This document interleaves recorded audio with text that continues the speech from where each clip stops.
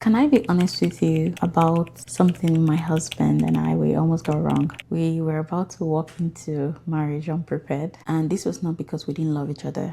It wasn't because we were fighting or anything. We loved each other deeply, but we knew that we weren't feeling as prepared because we didn't know what to expect in marriage. And because of the bottlenecks and the walls we kept hitting, we were coming to this point. We're so close to actually just skipping it. We just told ourselves that, you know what, we'll just wing it. We're in love.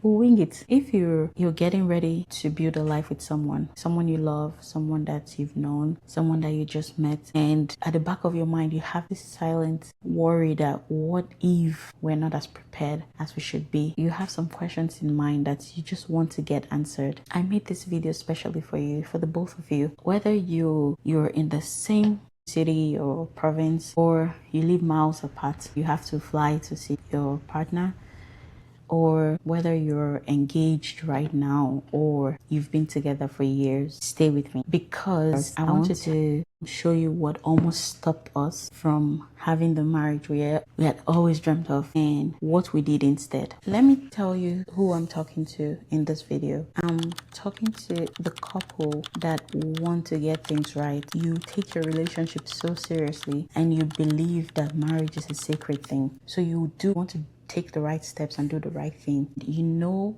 it is a journey worth preparing for. You don't just want to wing it and go in and just figure it out as you go. And I will tell you very plainly and clearly, the help is hard to reach. It's very difficult, especially for some churches. They want to meet with couples in person to have the counseling sessions. That means you have to have a same schedule. You have to create time. The busyness of preparing for a wedding, you have to stop all of that to try and figure out a time that would work for all of you. So the preparation that matters the most to you ends up being the one that you're almost skipping. And this is not because you don't care. It's because it's been so difficult finding a way around it. And I know what that wall feels like. I know how hard it can get. My husband and I met back in Nigeria, and you know how life can be interesting. We ended up in 2 different countries to continue our studies. And back then we were still friends. Skip over years down the line, here we are engaged and we're looking for a counselor.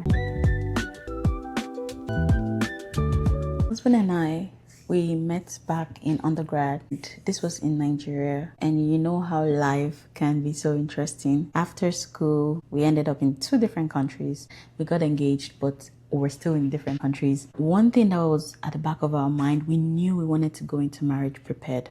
We didn't want to wing it. We didn't want to go to the altar and just say, okay, whatever, we'll figure it out after the altar. No. We really wanted to go into it with our eyes open, knowing what to expect. Not necessarily that everything was just going to be out there playing for us, but at least have the skills to be able to navigate through those different circumstances. It just seemed so difficult. The one person we ended up finding said we had to be in the same place. We weren't even in the same country. I remember the feeling so clearly, like it was as though we should just forget about everything. Just go ahead with the marriage. Like, let's just get this wedding done. It was such a discouraging time for us because we were just talking amongst ourselves, like, imagine how many people just wing it into marriage because they couldn't find someone that could sit with them prior to walking down the aisle. And in all of this, I want you to see how easy it is to make that quick decision in order not to go ahead with preparation stage. It's very easy. It's just in one choice, but the cost of winging it is too high. A part of us was saying, we'll be fine, like we're in love. But deep down, we wanted to actually be ready. So you know what we decided to do? We stopped looking for help that wasn't fit for us, that didn't fit into our lives at that time. We took a step back and actually sifted through to find a coach that would work with our lives. People are so used to the traditional way, and now bridging into the part where you're not following the traditional route, we ended up finding an online coach, a marriage coach who worked with us. She was so lovely, so pleasant. She knew that we deeply loved each other and we just needed guide in terms of going into marriage. So she just looked past all of the, the excesses of you have to be in the same place and all that. She just made it work for us, which was such a blessing to me and my husband. A few things shifted once we did that. We were able to meet on the weekends, in the evenings. It was so easy, like, to actually find the schedule that worked for all of us. We had different sessions where we were able to work through real life conversations that actually, we know those silent conversations that people don't have, those ones that end up causing problems when people get married, like money, family, people's expectations, all those kind of things.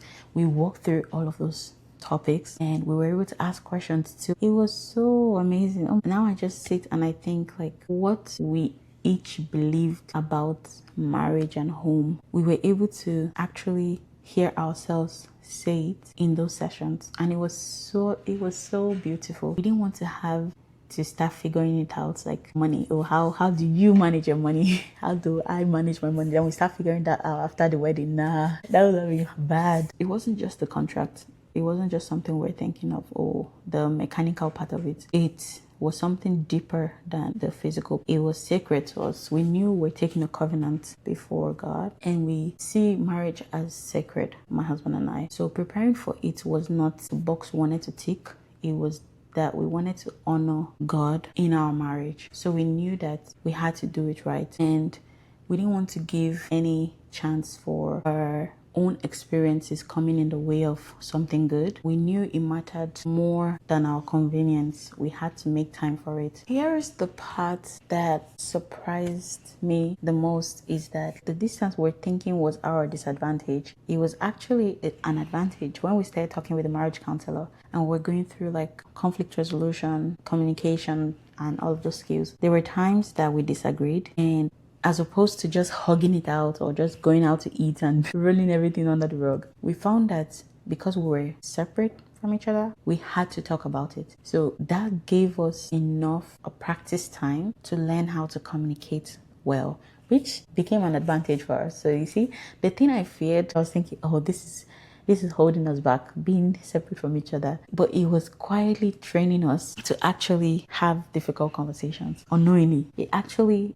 shifted something deep in me, where I started thinking like how difficult it must be for couples around the world to access support and counseling before marriage and having the right conversations before marriage. So one of the things I did when I became a marriage counselor was to really start thinking of how can I make it easy for people to bridge that gap, where they don't have to make tough choices like that to just wing it and go into marriage. I recently got a good solution to that problem. I didn't want any couple to have to opt out of preparing or getting ready because of the price or the availability of a counselor or a coach, or their location, or like just things like that. So one of the things I've been focusing on is working on a self-paced premarital counseling program where couples can actually walk through these different areas of life that you need when you get into marriage. So what I did was make it available to people so they can actually work on it on their own time. Let's say you and your partner want to walk through the slides on the weekend. You can do it. That's the beauty of it. You can do it at your own free time. And I kept the cost to a fraction of the traditional counseling because access was always the whole point.